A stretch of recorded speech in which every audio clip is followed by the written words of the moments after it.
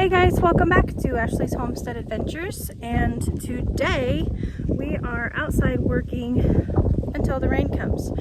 We have a storm coming in this afternoon, but I'm out here trying to work on some of the planting that I was doing yesterday, and hopefully I can finish getting the daffodils taken care of. So that's the goal for right now, and I'm going to flip you around and show you what I'm doing. So this is our front gate, and there's the horse trough on one side, which, by the way, the pansies came back and violas. Look at that sweet face.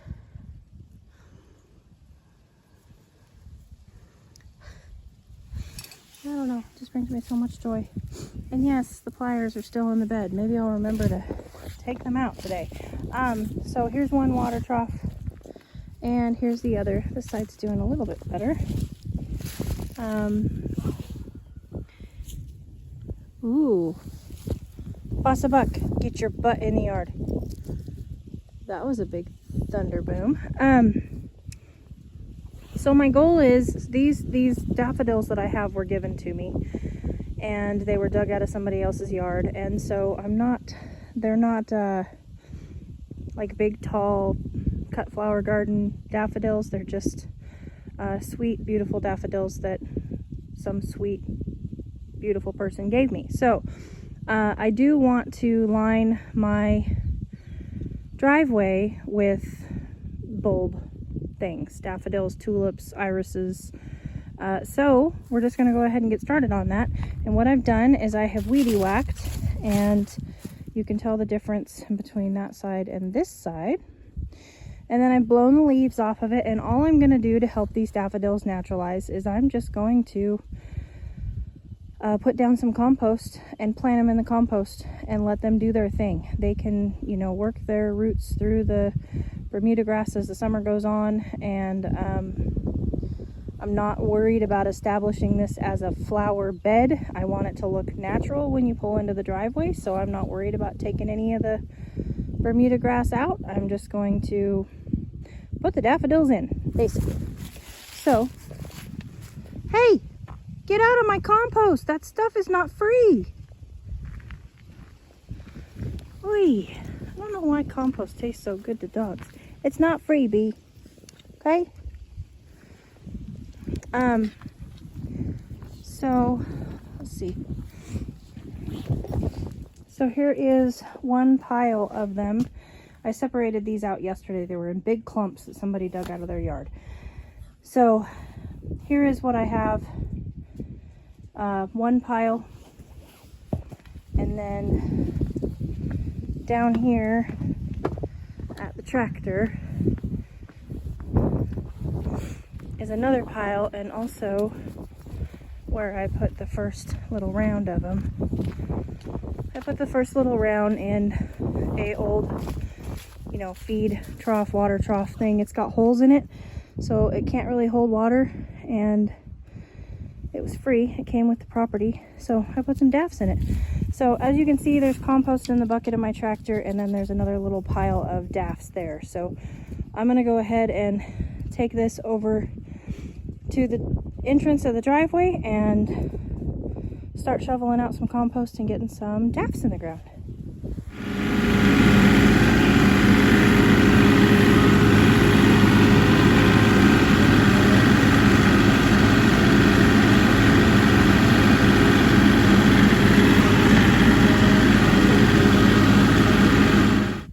So this is a perfect example of how these guys reproduce. So this is what a single bulb looks like, right? And this is an older bulb. So it probably originated from this one. And this is what's happening, is it's created a whole nother bulb. So I can break it in half.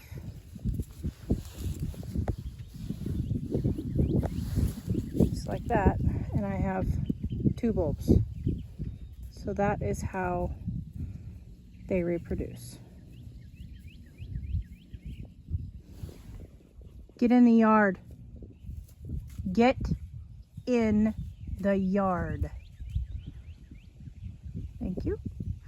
It's hard for them because I'm out here and they're not allowed out here. They're not allowed past that fence line.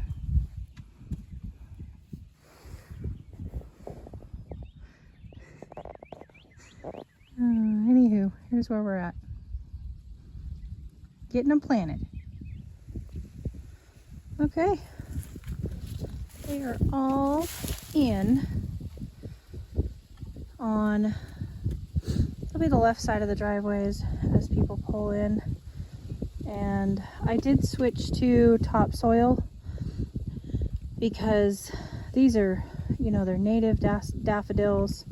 They multiply like crazy. They thrive in neglect. And I mean, that's what I have growing in my field right now in the garden area that I need to dig up. And I've done absolutely nothing with those. And they just keep multiplying and coming back. So I'm not really worried about them having good food. And I had compost in my bucket. So we use the compost up and then we switch to topsoil because they'll be just fine in topsoil. And some of these are kind of lighter in color. See, and that's just because they were actually in a plastic bag. She had already separated some of them, and so they'll be fine. The bulbs are in good shape. And there we go. I don't know, probably I would say 200 or 300 free daffodils. So thank you very much, and hopefully they will have a wonderful, beautiful home here with us. On to the next task, which I'm not sure what it's gonna be, but the dogs will be happy because I'll be back in the property. They're laying here waiting for me to get back within the line. Trusty best friends that they are.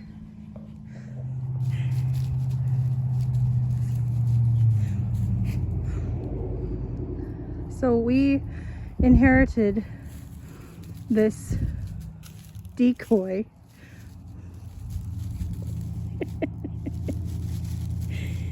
with the farm, and I've been telling Mr. Wonderful I'm going to put it up in the pasture and let people think that it's, you know, actually we have a turkey loose in our pasture,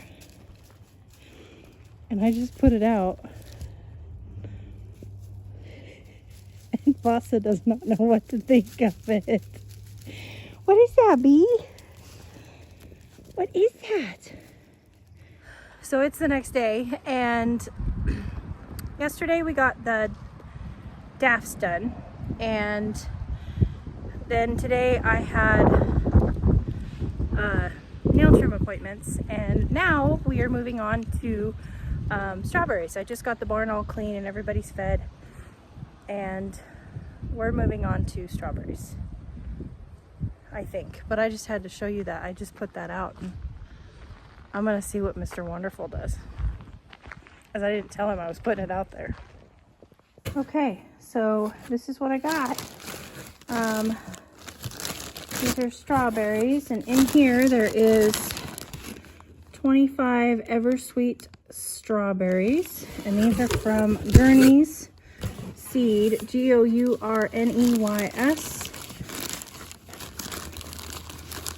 And there's 10 Albion strawberries.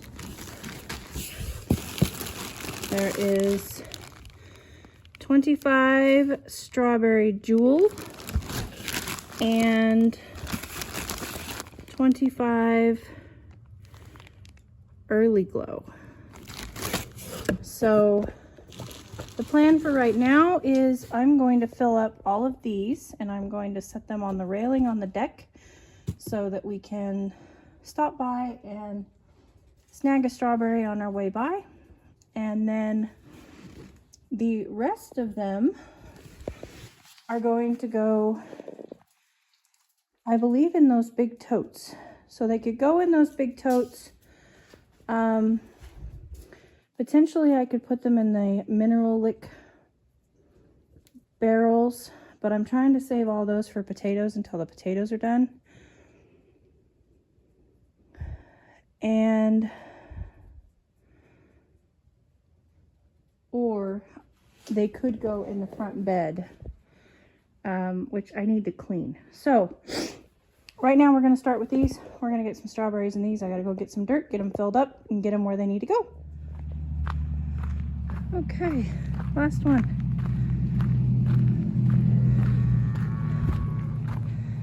Isn't that pretty compost? No, I did not make it. I had to buy it, but it's local. But I just think it's beautiful. It's black as black can be. Okay, let me grab this guy. See what these guys look like when they come out of the bag here. So, here they are.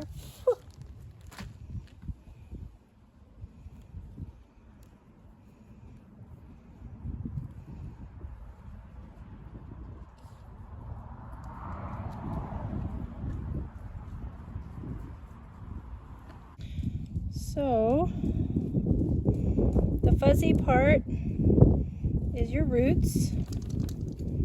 And I'm supposed to have 10 of these.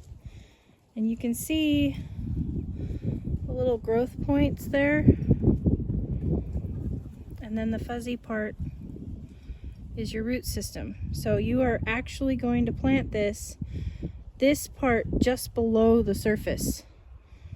So there's 1, 2. Just gently tease them apart. 3, 4, 5. Let's see. 6, 7, 8, 9, 10. So I got 10. Whew. Looks like everybody's pretty healthy.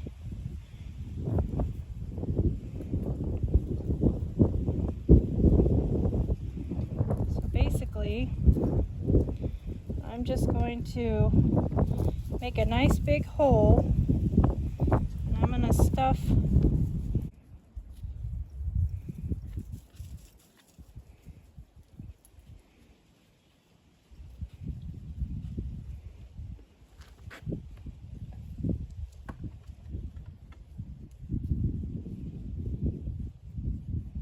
I'm going to show you a couple different ways of doing this. Strawberries are really resilient, so I don't worry about them too much, but so that way I just dug a hole and stuffed it down in there. And now what I'm going to do is what I think is the better way. And I'm actually going to pull all of this soil to the side to create a trench. Remove these. Kind of like asparagus when you plant asparagus.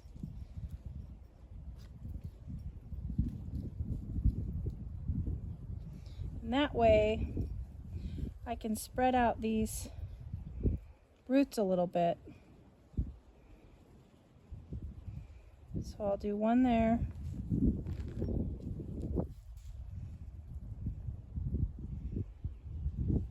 And I'm just fluffing them like this, just spreading them apart and then laying them in the trench. And spreading it apart and laying it in the trench. Just ever so gently. This one had roots already curling around and growing up. I'm going to gently pull those down.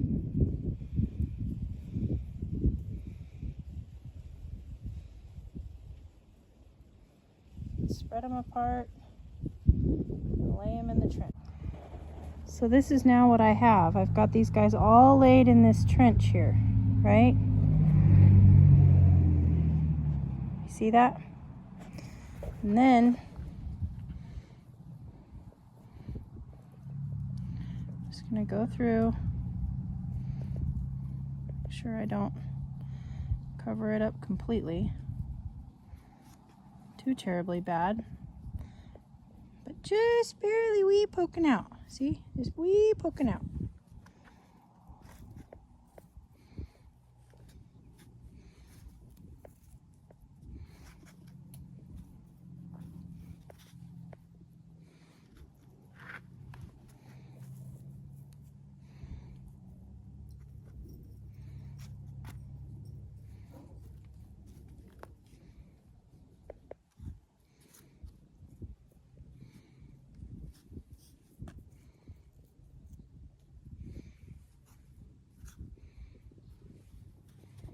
There we go. And you can see how moist that soil is. We just got a rain last night, so there isn't any need to water these in. All right, I'm going to get these other ones in. They're all along the top rail of the porch here, and I'll be right back. Okay, so here they are all. I did water them in. I went ahead and did that. So they're all watered in, and you can see some of these have these little sprouts. Those will probably die off. We do have a couple freezes coming, but that's okay. They, you know, they'll come back. And I wanted to go ahead and water them in because I need to dress them with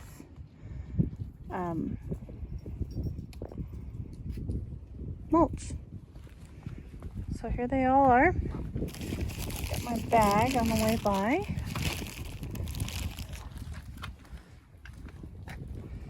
They're all just with the crown sticking up out of the ground. That's it. And the crown on strawberries is the sticks. So there you go. I'm gonna go get the mulch and get these guys dressed up. Okay, and while I was at it, I went ahead and dressed the onions up too. I'm sure that some of you were yelling at your screens going, Ashley, you forgot to dress them up. So I got these guys mulched, and they're all happy-dappy. But moving on back up here, don't mind the coolers. We found a good buy on coolers, and so we stocked up. It was one of the things that we didn't bring with us. So here we go. So now everybody's all dressed up. There's just a few of them. Those are poppies that are still working on it. There's just a few of them poking their little heads out now.